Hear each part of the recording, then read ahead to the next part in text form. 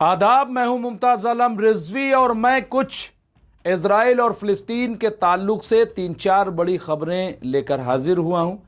पेश है, सबसे पहले मैं तिल अबीब की बात करूंगा, इजराइल की बात करूंगा। तिल अबीब में नेतन्याहू काबीना के खिलाफ वसी मुजाहरे, बड़े पैमाने पर वहां पे मुजाहरे किए गए, इस्तीफे का मुतालबा किया गया। ये सहर न्यूज़ एजेंसी है, आलमे इस्लाम टैग लाइन है। तफसील कुछ इस तरह है। फ़िलिस्तीन के इंफॉर्मेशन सेंटर की रिपोर्ट के मुताबिक मुजाहरे के शुरका ने ऐलान किया कि जब तक नेतन्याहू यानी वज़ीर आज़म नेतन्याहू की काबीना मुस्ताफ़ी नहीं होती, यानी पूरी तरीके से इस्तीफ़ा नहीं दे देती, वो पीछे नहीं हटेंगे, इसी तरह मुजाहरा करते रहेंगे। इससे कबल सयूनी मीडिया ने यानी इजरायली मीडिया ने हालिया दिनों में तिल अबीब और मकबूजा इलाकों के बाज़ दीगर शहरों में बड़े पैमाने पर मुजाहरों की खबर शाया की थी। मुजाहिरीन 7 अक्टूबर की नाकामियों से मुताल्लिक तहकीकात अंजाम देने वाली एक सरकारी कमेटी की तश्कील का मुतालबा कर रहे हैं। दरअसल बात यह है कि बार बार ये मुतालबा किया जा रहा है, ये डिमांड की जा रही है कि 7 अक्टूबर 2023 को जो अटैक हुआ, जो हमला हुआ, आखिर वो हमला कैसे हो गया, कहाँ नाकामी है। हालांकि अभी हाल ही में सरकार ने कई अफसरान को बर्खास्त किया, लेकिन वहाँ के लोगों का मुतालबा है कि इस पर कमीशन बनाया जाए और कमीशन पूरे मामले को देखे, कमीशन उसकी जांच करे। लेकिन सरकार इस बात के लिए तैयार नहीं है, बल्कि कुछ ऑफिसरों को हटा दिया। इससे लोग मुतमईन नहीं हैं। फ़िलिस्तीनी मीडिया रिपोर्ट्स के मुताबिक ये मुजाहरा एक ऐसे वक्त में हुआ जब नेतन्याहू की काबीना पर 7 अक्टूबर 2023 को होने वाले हमले की शफाफियत और जवाबदेही के लिए मुल्की और गैर मुल्की दबाव बढ़ता जा रहा है। लोग मुतालबा कर रहे हैं कि इसको हटाया जाए। फ़िलिस्तीनी ज़राए इब्लाग इन मुजाहरों को इजराइलियों के मुख्तलिफ तबकात के दरमियान गहरे शगाफ और सलामती के बहरान पर काबू पाने में सयूनी हुकूमत की नाकामी की अलामत करार दे रहे हैं। तो ये आपने देखा कि किस तरह से यहाँ पे बहुत वादे अंदाज में बात की गई है, मुजाहरे चल रहे हैं। और ये भी मैं आपको बता दूं कि ये जो मुजाहरे इजराइल के अंदर हो रहे हैं बेंजामिन नेतन्याहू के ख़िलाफ़, इससे पहले भी यानी 7 अक्टूबर 2023 से पहले से भी 8 महीने से वहाँ पे प्रोटेस्ट चल रहा था। प्रोटेस्ट था जो घपले और घोटाले हुए थे बेंजामिन नेतन्याहू के दौर में। बेंजामिन नेतन्याहू ने जो घोटाले किए थे, जिनके मुकदमात कोर्ट में चल रहे हैं। बहरहाल अब यहाँ हमास से मुतालिक देखिए, हमास ने क्या कहा। हमास ने कहा हम मुआहदे के पाबंद हैं। ये दूसरी खबर है, हम मुआहदे के पाबंद हैं, लेकिन इजराइल समझौते के दूसरे मरहले के नफाज में खलल अंदाजी कर रहा है। सहर न्यूज़ ने यह खबर दी है। सहर न्यूज़ मैं आपको बता दूं कि ये ईरान की न्यूज़ एजेंसी है, वहाँ से ये खबर है जो मैंने ली है।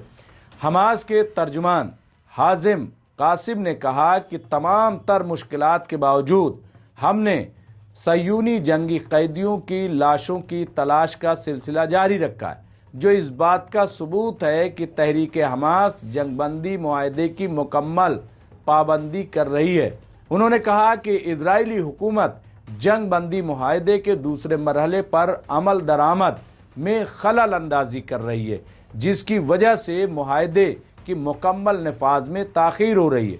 हमास के तर्जुमान हाजिम कासिम ने सालिसीन से यानी तुर्की, कतर और मिस्र से और अमेरिका से सालिसीन से मीडिएटर से मुतालबा किया है कि गासिब सयूनी हुकूमत पर मुआहदे की मुकम्मल पाबंदी मिन जुमला रफ़ा पास खोलने और मुआहदे के दूसरे मरहले के नफाज के लिए ज़्यादा दबाव डालें।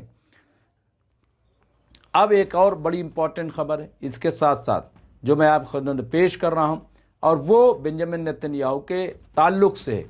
नेतन्याहू माफ़ी के तलबगार, 111 सफ़ात के माफ़ीनामे में मांगी माफ़ी। अब यहाँ पे आप देखिए, ये वही बेंजामिन नेतन्याहू हैं जो मगरूर हैं, घमंडी हैं, जिन्होंने आपने देखा गाज़ा में हज़ारों लोगों का, 70,000 ऑन रिकॉर्ड लोगों का कत्ल कराया। اب بھی مار رہے ہیں، وہ لبنان میں، یمن میں، ہر جگہ۔ بہرحال یہ ان سے متعلق خبر ہے۔ سحر نیوز یہ بھی ہے، عالم اسلام رپورٹس کے مطابق نتن یاہو کے دفتر نے اعلان کیا ہے کہ انہوں نے صہیونی حکومت کے صدر اسحاق ہرزوگ کو معافی کی درخواست پیش کی ہے۔ یہ درخواست اب وزارت قانون کے معافی کے محکمے کو منتقل کر دی گئی ہے اور متعلقہ قانونی نظریات وزارت کے مختلف شعبوں سے حاصل کیے جائیں گے۔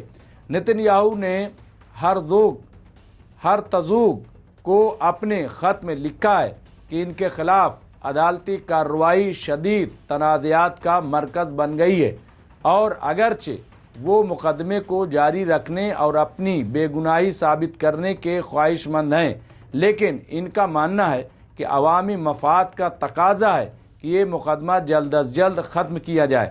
انہوں نے مزید لکھا ہے کہ اس کشمکش کو ختم کرنے سے اختلافات میں کمی اور عوامی مفاہمت ہو سکتی ہے۔ اس کے علاوہ ایک اور بڑی خبر جو میں آپ خدمت پیش کر رہا ہوں، اور وہ حزب اللہ لبنان سے متعلق ہے، کیونکہ آپ نے دیکھا ہوگا کہ ابھی پوپ فرانسس جو ہے وہ گئے تھے، اور وہاں جب وہ جا رہے تھے تب انہوں نے اسرائیل سے مطالبہ کیا تھا، مانگ کی تھی، اپیل کی تھی کہ 2 دن کے لیے جنگ بندی کی جائے، لیکن اسرائیل نے اسے ٹھکرا دیا۔ یہ خبر بھی بہت دلچسپ ہے، بہت امپورٹنٹ ہے۔ یہ دیکھیے کہ حزب اللہ لبنان کا پوپ کو خط، خطے کے لیے اصل خطرہ صہیونی حکومت ہے۔ یہ سحر نیوز ایجنسی عالم اسلام سے سرخی میں نے پیش کی۔ حزب اللہ کے خط میں درج ہے کہ کیتھولک عیسائیوں کا دورہ لبنان انتہائی خوشائند اقدام ہے۔ اس خط میں آیا ہے کہ لبنان مذہب اور ثقافت کے لحاظ سے ایک متنوع ملک ہے۔ بقول آن جہانی پوپ جان پال دوم کے لبنان دنیا کے لیے مذہبی اور انسانی ہم آہنگی اور بھائی چارے کی مثال ہے۔ حزب اللہ نے اپنے خط میں لکھا ہے کہ انسانی حقوق کا احترام صرف اشخاص تک محدود نہیں، بلکہ قومیں بھی اس اصول میں شامل ہیں جسے آج بڑی طاقتیں بالخصوص امریکہ اور صہیونی حکومت یعنی اسرائیلی حکومت پاؤں تلے روند رہی ہیں۔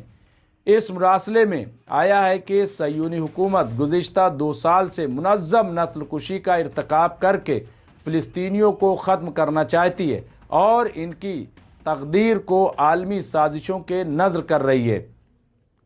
حزب اللہ کے خط میں درج ہے کہ صہیونی حکومت لبنان کے قدرتی پانی اور گیس کے ذخیروں پر بھی نظریں جمائے ہوئے اور اس کے حصول کے لیے لبنانی عوام کو سیاسی اور سیکیورٹی مسائل میں مبتلا کیے ہوئے اور ان مظالم کا دائرہ پورے علاقے میں پھیلا رہی ہے۔ اس خط میں اس بات پر زور دیا گیا ہے کہ حزب اللہ لبنان میں باہمی رواداری، اندرونی قیام امن اور قومی استحکام کی حفاظت کے لیے عوام کے شانہ بشانہ کھڑا رہے گا اور ہر طرح کے غاصبانہ اقدام اور جارحیت کا ڈٹ کر مقابلہ کرے گا۔